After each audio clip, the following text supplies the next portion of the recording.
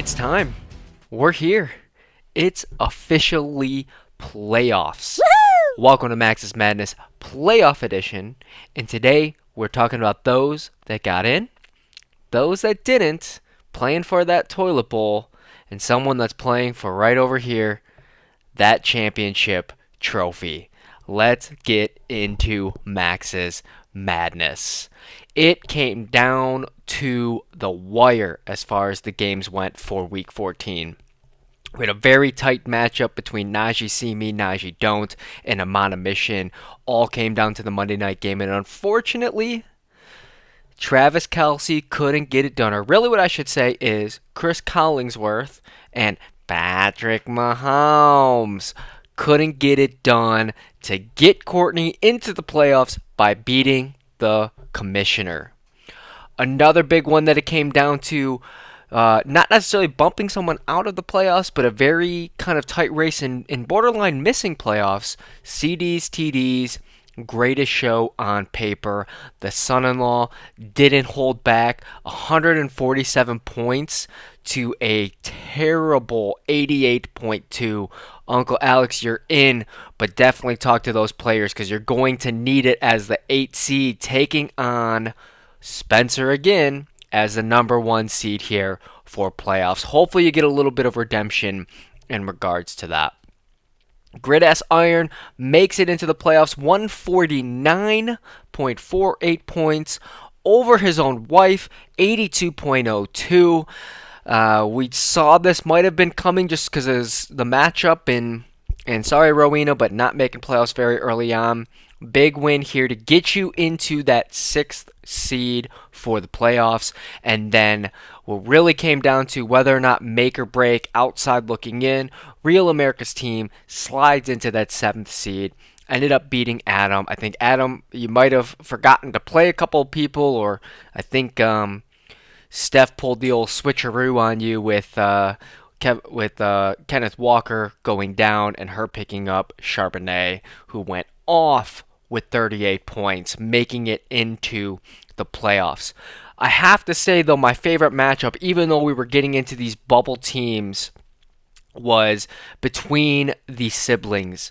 Meaty Buckles, Miles Jared, Amon-Ra St. Breen, 165.08 to 163.86. Both of those scores guarantees you a win in any other week, and it just so happened that you had to play each other. You two were almost the top scorer. Tyler Jerkengoff had 168.72, so the highest score this week, which nothing to move on from. It's still a huge score, but the fact that the two of you went off at 1-6 in the 160s going up against each other, huge game, in my opinion, game of the week. Congratulations, Tyler, Jerkengoff, 168.72, MVP of the week, and then loser of the week for lowest points scored goes to Rowena, 82.02. If we look at the current standings, so the regular season standings for the year, we have to give props to CDs, TDs, coming in clutch, 10-4, top of the board. No one stood up against you. You had a short spell of like a 4-game losing streak, and you said, hey, all good, we're going to regroup, we're going to reload, and we're going to fire at 100%. 10-4, congratulations, Spence. You are MVP of the league right now, 10-4. Second place, you got to give props to Jerkengoff, 9-5. Also started on a 4-game losing streak and ended up putting together a good chain of wins to come in 9-5 and come up second in the league. We have third place goes to Aunt Kim at 9-5 as well. Meaty Buckles, fourth place, 9-5. Fifth place goes to your commissioner, 9-5.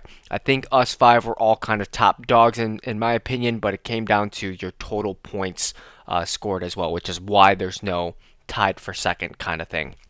Sixth place, Paul, 7-7 for Grid S Iron. Seventh place, Real America's Team, 7-7. Greatest Show on Paper comes into eighth at 6-8. You have Amon a Mission, 6-8. Ninth place for the regular season, and then you have Adam's Unstoppable Golfence, 5-9. Miles, Jared, Amon Ra St. Breen at 4-10, and then Rowena coming up as the caboose here, 3-11. That is your regular season standings, and this is all going to reset going into the playoffs right now. So the standings are going to shift a little bit. But congratulations to your top three, Spence, Tyler, and Aunt Kim, in being your top of the regular season. When we look at the playoff bracket, playoffs? Don't talk about it. Playoffs? You kidding me? this Playoffs? is how everything all shakes out. You have your 1 seed, Spence, going up against Uncle Alex on the Greatest Show on Paper as the 8th seed. That's a rematch from last week to this week, so we'll see what happens here. You have Najee See Me, Najee Don't playing in the Meaty Buckles meat factory of a stadium as the 5 and 4 seeds. Grid Ass Iron taking on Auntie McKim, the Royal Oak Cavaliers. And you have Real America's Team heading up to Traverse City to battle against Jerkin Goff. This is a single game elimination. So week 15, set your lineup, have your conversations with your players. It's going to go down. The winner is going to advance into round 2, which is week 16. That's going to be your final 4 matchup, so the 2 and 2, and then your championship is going to be crowned on NFL's week 17, which is a very exciting week because not only is it week 17 and what we're calling our championship, but the NFL week 17 is actually the weekend of Christmas. By the new year, someone is going to be holding this trophy, and someone is going to be sitting on a different throne as a champion in the Toilet Bowl. So if we talk about the Toilet Bowl just really quick, we want to give you all your flowers for this. Don't want to constipate you guys and holding this back, but the 4 matchups in the Toilet Bowl Championship. Adam's Unstoppable Golfence taking on Amon a Mission. So Adam versus Courtney. Then you have 4-0 versus Miles, Jared, Amon-Ra, St. Breen. The winners are going to move up to round 2 on week 16, and the losers are going to play each other in week 16. So even if you're down here, if I remember what happened to me when I became the loser in my work league, is even if you're down at the bottom, loser against loser, you have a chance to go up against the winner of week 16. So keep setting your lineups. It's not over till it's over. Like I said, even if you're in that championship match for the Toilet Bowl, the big thing here is it's not the winner of that matchup, it's the loser of that matchup in the Toilet Bowl. So if you win that final matchup, that doesn't mean you win the Toilet Bowl. That means you're safe. You don't want to lose that final game and be the bottom scorer there, because then that's where you're awarded the toilet seat. So keep setting the lineup, keep trying to get those wins. Just because you're in the Toilet Bowl Championship doesn't mean it's the end of the world. Well, if we talk about our awards for the year, what I want to mention, we have the Next Gen Stats Award. That's going to be the person that we've looked at and have been putting up points consistently week over week, have been setting the most optimized lineups, has been hitting some win streaks or battling back and not having too long of a losing streak. That award is going to be given out on Christmas Day, or when we're doing our Christmas at Aunt Rowena's. We have our Art Rooney Sportsmanship Award. So that award is going to the one that's been the most bought into the league, someone that's really been dedicated. It doesn't matter if you're a winner or a loser, if you're in the Toilet Bowl Championship or if you're in the actual championship. It's someone that, as a commissioner overseeing the entire league, I think you've really, really put in the amount of effort to, and it's shown. So that's what that Sportsmanship Award is. And then we have our Comeback Coach of the Year. someone that maybe has battled a lot of adversity, whether it's injuries, whether it's losing streaks, whether it's not a lot of points for, but a lot of points against.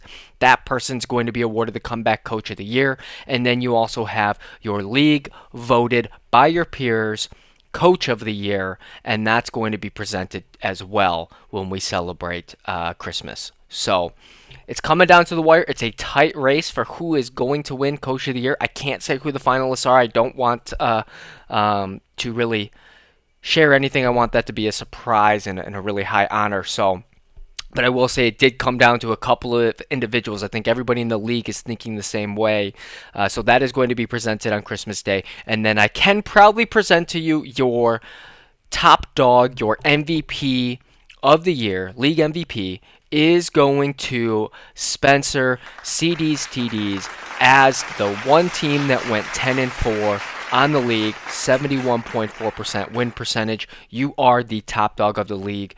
Wear that proudly. We'll have an award for you that will be honorary when we give out the rest of the awards, but just wanted to officially announce you are league MVP. Congratulations. That's going to do it for Max's Madness this week. Tried to keep it as short as I could. It's still a little bit long because we had to talk about what playoffs, how that all works out. But tune in next week. These are going to be a little shorter, a little bit quicker as we're getting into those final matchups. So don't forget to set your lineups. It is single elimination, and we will see you next week on Max's Madness.